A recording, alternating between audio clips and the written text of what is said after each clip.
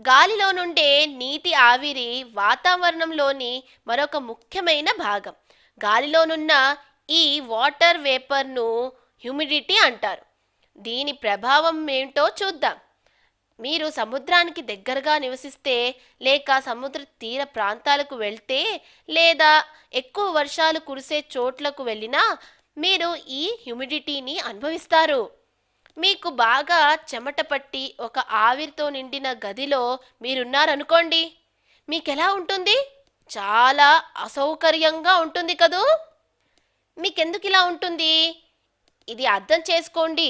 సముద్రానికి దగ్గరగా ఉన్న చోట్ల కానీ, వర్షాలు ఎక్కువ ఉన్న పడే ప్రాంతాల్లో కానీ గాలిలో తేమ ఎక్కువగా ఉంటుంది. అలాంటి చోట్లో చెమ్మగా ఉంటుంది. గాలిలో ఎంత నీరు ఎక్కువైతే అంత తేమ అంటే హ్యూమిడిటీ పెరుగుతుంది. వేడిగా ఉండే మనకు చెమట వస్తుంది. చెమట ఇవాపరేట్ అయినప్పుడు మీ శరీరంలో వేడి తగ్గటం వలన చల్లగా అనిపిస్తుంది. కానీ గాలిలో తేమ ఎక్కువగా ఉన్నప్పుడు మన శరీరం నుంచి తక్కువ చెమట ఆవిరి అవ్వటం వలన మనం చాలా చికాగ్గా, అసౌకర్యంగా ఉంటాము. ఎందుకంటే గాలిలో తేమ ఉండటం వలన అది మరి ఎక్కువ నీటిని తీసుకోదు. కాబట్టి గాలి పొడిగా ఉన్న, టెంపరేచర్ ఎక్కువగా ఉన్న, ఎక్కువ గాలి వీచిన, ఎక్కువ స్థలం ఉన్న ఎవాపరేషన్ త్వరగా అవుతుంది. ఇప్పుడు మనం రెండవ విధానం నేర్చుకుందాం.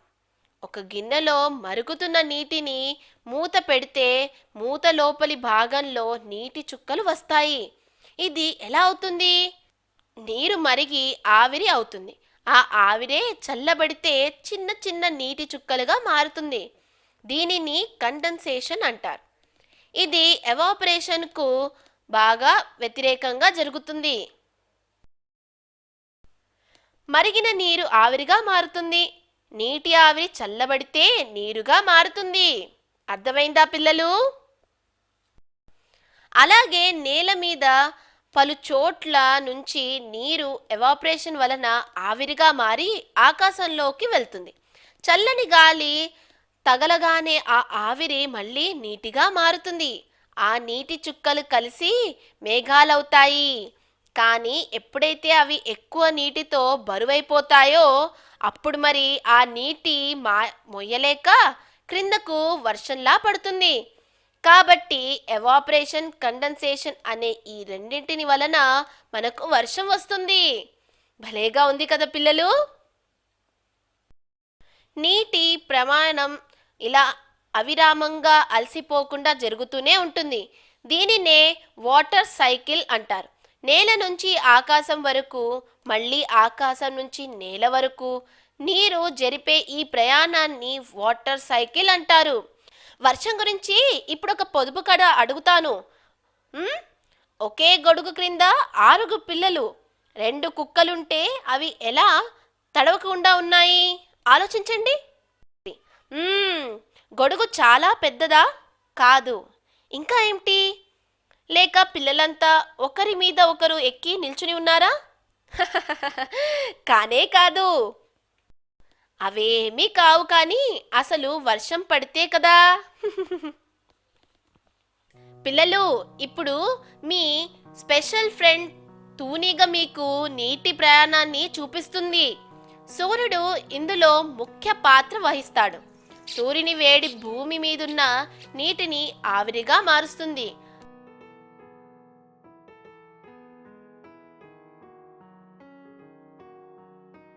ఆ నీటి ఆవిరి పైకి వెళ్ళి క్రమంగా చల్లబడి నీటి చుక్కలుగా మారుతుంది. నీటి చుక్కలన్నీ కలిపి మేఘాలు ఏర్పడతాయి. మేఘాలు బరువెక్కి ఇంకా నీటిని మోయలేనప్పుడు క్రిందకు వర్షంలా పడి సముద్రాలను, నదులను, చెరువులను, సరస్సులను నీటితో నింపుతుంది. మళ్ళీ ఆ నీరే వేడెక్కగానే ఆవిరిగా మారి పైకి వెళ్తుంది. ఆ చక్రం ఇలాగే తిరుగుతూ ఉంటుంది. ప్రతిసారి మేఘాలు నీటిని వర్షంలా కురవదు. అది మరికొన్ని రూపాలలో కూడా పడుతుంది. ఒక్కొక్కసారి మనం వర్షంతో పాటు చిన్న చిన్న మంచు ముక్కలు పడటం చూస్తాం కదా. అవి ఎలా పడతాయి? వర్షపు నీరు చాలా చల్లటి గాలి తగిలితే మంచులా మారి అవి క్రిందకు వర్షంతో కురుస్తాయి. దీనిని వడగళ్ళ వర్షం అంటే హెయిల్ అంటారు. స్నోఫాల్ అంటే మీకందరకు తెలుసు అనుకుంటాను. కానీ ఇది ఎలా కురుస్తుంది? చాలా చల్లటి ప్రాంతాలలో నీటి ఆవిరి చల్లబడి గడ్డకట్టిపోయి మంచు పొడిలా మారుతుంది. అలాంటి చోట్లలో మంచు కురుస్తుంది. ఒక్కొక్కసారి రాత్రులు కానీ వేకువనే కానీ అంతా మసకగా మబ్బులుగా అయి ఏది కనిపించకుండా ఉంటుంది. దీనినే ఫాగ్ అంటారు. అంటే పొగమంచు. గాలితోనున్న చెమ్మ ఘనీభవించి చిన్న నీటి చుక్కలుగా మారుతుంది. అది మబ్బుల్లా వ్యాపించి ఏమీ కనిపించకూడదు కండా చేస్తుంది. సూర్యుడు రాగానే పొగమంచు కరిగిపోతుంది. పువ్వుల మీద కానీ ఆకుల మీద కానీ చిన్న చిన్న నీటి తుప్పరలు ఎప్పుడైనా చూసారా? అవి ఎలా వస్తున్నాయి? గాలిలోనున్న నీటి ఆవిరి చల్లటిని ముక్కలకు తాకి చల్లబడి నీటి బిందువులుగా మారిపోతుంది. దీనినే డ్యూ అని అంటారు. దీని వలనే ఉదయాన్నే చూస్తే గడ్డి తడిగా ఉంటుంది. ఈ మంచు ఇంకా ఎక్కువ చల్లబడితే ఏమవుతుంది? కొన్నిసార్లు మంచు ఇంకా చల్లబడి క్రిస్టల్స్గా మారిపోతుంది. దీనిని ఫ్రోస్ట్ అంటారు. ఇంకా ఇక్కడ ఆకులపైన ఫ్రోస్ట్ చూడండి. వర్షంకు సంబంధించి ఒక ఆసక్తికరమైన విషయం చూద్దాం. వర్షం పడుతున్నప్పుడు సూర్యుడు వస్తే ఇంద్రధనస్సు అంటే రెయిన్బో కనిపిస్తుంది. 7 రంగుల ఇంద్రధనస్సు.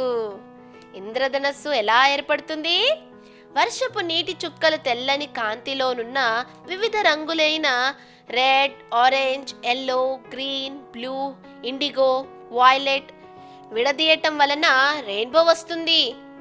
టూకీగా చెప్పాలంటే వర్షపు నీటి బిందువులు వాటి మీద పడినప్పుడు తెల్లని కాంతి దానిలోనున్న 7 రంగులుగా విడదీయటం వలన రెయిన్బో వస్తుంది. చాలా బాగుంది కదా? ఇప్పుడు మీరు వాతావరణంలో చాలా మార్పుల గురించి తెలుసుకున్నారు. ఇక నుంచి ఎప్పుడైనా మీరు టెలివిజన్లో వెదర్ ఫోర్కాస్ట్ చూస్తే మీకు మర్నాటి వెదర్ గురించి బాగా అర్థమవుతుంది కదూ. వెదర్ గురించి చదివే సైంటిస్టులను ఏమంటారో తెలుసా మీకు? మెట్రాలజిస్ట్ అంటారు. బాయ్ బాయ్ పిల్లలు.